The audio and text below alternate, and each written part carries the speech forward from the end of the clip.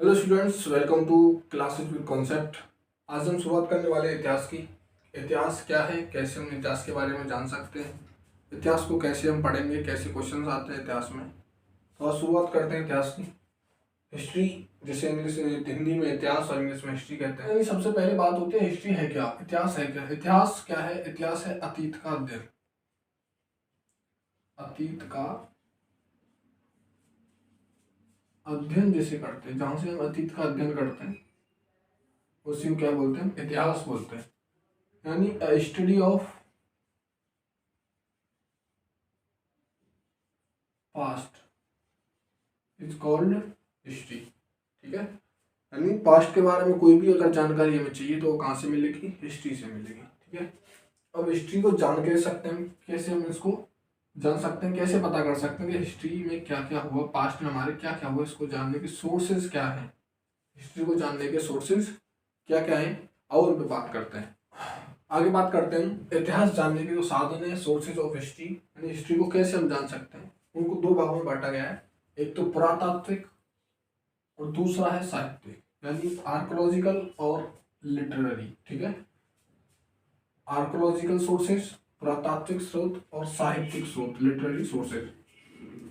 पुरातात्विक सोर्सेज को फिर बाद में दो चार भागों में बांटा गया है। पहला है आपका अभिलेख, इंस्क्रिप्शंस। दूसरा है सिक्के, कॉइन्स। तीसरा है स्मारक, जिन्हें स्टैचू या मेमोरियल ही बोलते हैं। चौथा है चित्रकला यानी ड्राइंग, आर्ट और ग्राफिकल वे में। ठीक है, ग्राफिकल वे में यानी मानचित्र वगैरह में मिलते हैं।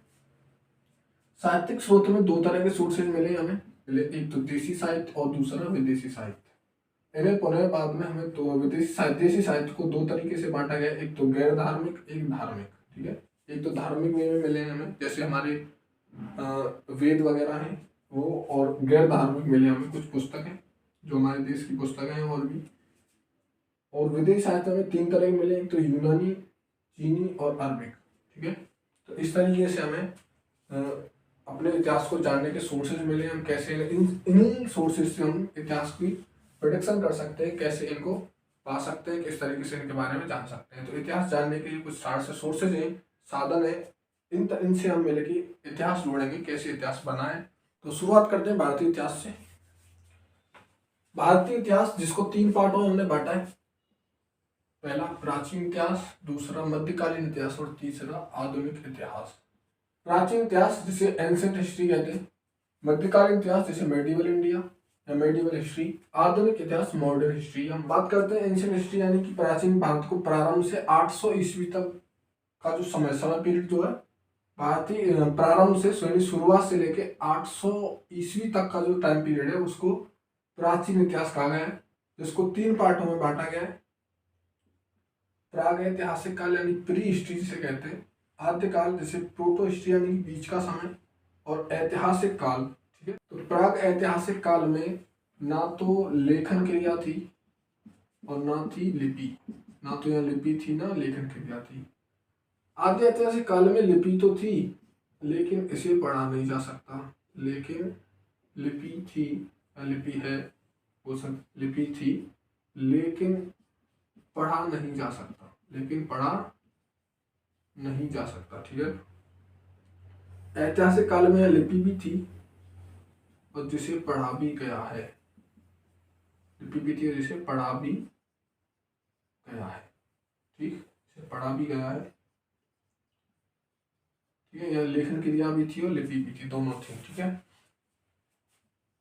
अब इससे आगे मेडिवल इंडिया को दो पार्टों में बांटा गया। पहला है पूर्व मध्यकालीन, जिसे 800 से 1200 ईस्वी तक का समय पीरियड जो होता है, इसको पूर्व मध्यकाल भी कहते हैं, पूर्व मध्यकालोत्तर भी कहते हैं, जिसे राजपूत काल भी कहते हैं। यह राजपूतों का काल रहा था, राजपूतों का समय था, इसे राजपूत काल भी कहते हैं।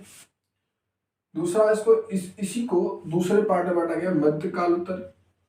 ठीक है, एक था पूर्व कालोत्तर, एक मध्यकाल, जिसे 1206 ईस्वी से लेके 1707 ईस्वी तक का समय जो पीरियड है, जो टाइम पीरियड है 1206 ईस्वी से 1707 ईस्वी तक का, उसे मध्यकाल कहते हैं।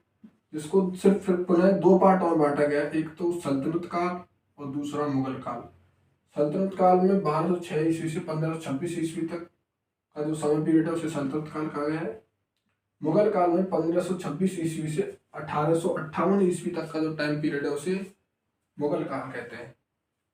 फिर बचता है तुम्हारा आधुनिक इतिहास, जहाँ पुर्तगालियों का आने का टाइम पीरियड होता है, जहाँ से सबसे पहले वास्को डी गामा भारत आता है, वहां से शुरुआत होती है आधुनिक काल की, जहाँ जिसका टाइम पीरियड है 1707 ईस्वी से 1947 ईस्वी तक का। ठीक, इस तरीके से भारतीय इतिहास को बांटा गया है। और हम शुरुआत जो करेंगे शुरुआत होगी हमारी आधुनिक इतिहास से। कैसे पुर्तगाली भारत आए, क्यों आए, उनकी वजह क्या थी, भारत आने की, भारत की खोज कैसे हुई, पहले भारत को किस नाम से जाना जाता था, उसके बारे में हम यहाँ पढ़ेंगे।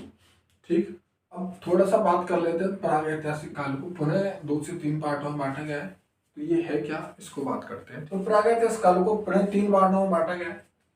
पहला पार्ट है तो पुरापाषाण का, यानी पैलियोलिथिक एज। लिथिक का मतलब होता है पत्थर यानी पाषाण, ठीक है, पाषाण का मतलब पत्थर। पुरापाषाण काल प्रारंभ से 10,000 ईसा पूर्व तक का जो टाइम पीरियड है उसे पुरापाषाण काल कहा गया है।